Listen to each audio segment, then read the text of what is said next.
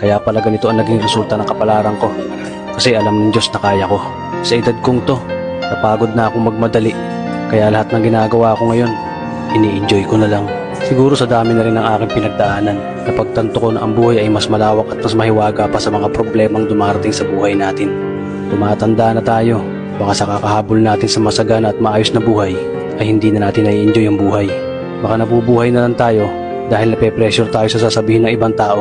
Marami na rin akong mga naging maling desisyon sa buhay, pero lahat yun nagsilbing aral sa akin at natuto ako sa mga pagkakamali ko.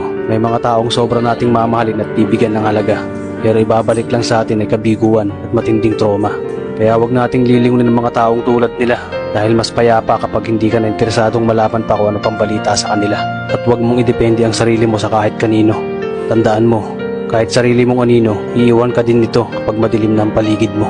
Kailangan nating matutunan na huwag ikumpara ang sarili natin sa iba dahil hindi natin laban ang laban nila. Karera mo to, hindi nila karera.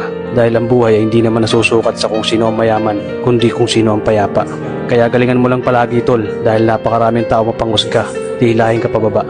At lagi mo itong tatandaan na makakatanggap ka lang ng papuri mula sa kanila kapag patay ka na.